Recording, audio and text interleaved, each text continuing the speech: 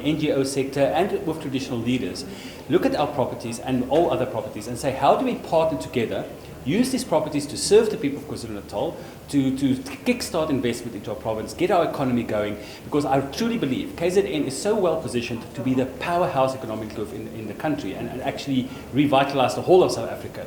So that's why we called all these partners together and said, all right, let's make a plan. These are the situations, these are the challenges we face.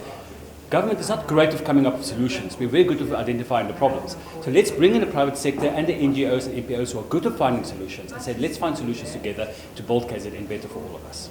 As you said that there are some buildings, hijacked buildings, underutilized buildings. What's going to happen to those buildings going forward? Are you going to renovate them? How are you going to utilize them?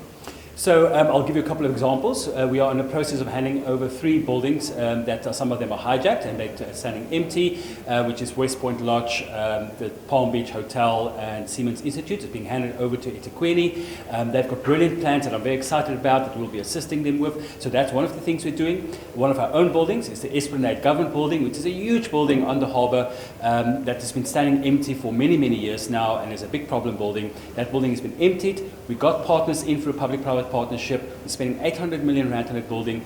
It's going to be fixed as a mixed-use building, a green building, a totally environmentally friendly building, and then we're moving government apartments that currently we are leasing and paying millions of rands of leases for, and move them into that building so that we are saving money, and this building will become good for the people. Then we're also seeing if we can use properties to help NPOs and NGOs, especially in our rural areas.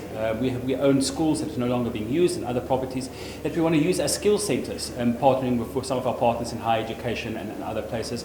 And then what we really don't need, we will put on the market. We are currently putting 433 properties on the market for either long-term leases or sale, where we go to the private sector, to the private sector and say, come partner with us, give your ideas for these properties and let's work together. Now, Mr. Mayor, one last question. Construction market, I'm sure it's a thorn on your side and a thorn on everyone's side in the construction industry.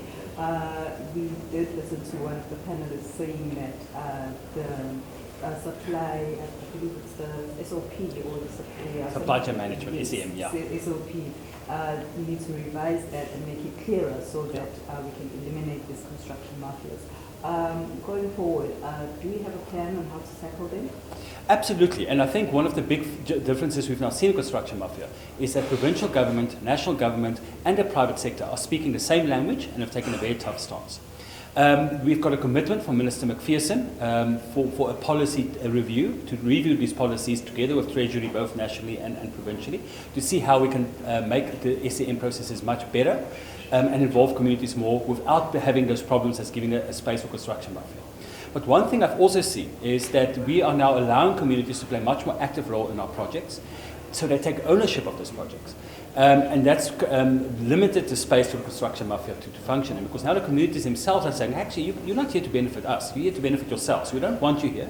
We ourselves are going to work with the department. And it is bearing fruits. So we're still a long way off from solving the problem of construction mafia. Organised crime is not defeated overnight.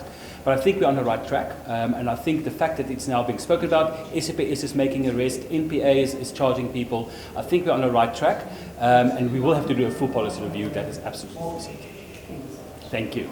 That is Public Works MEC, Mr. Martin Mayers, back to you in studio.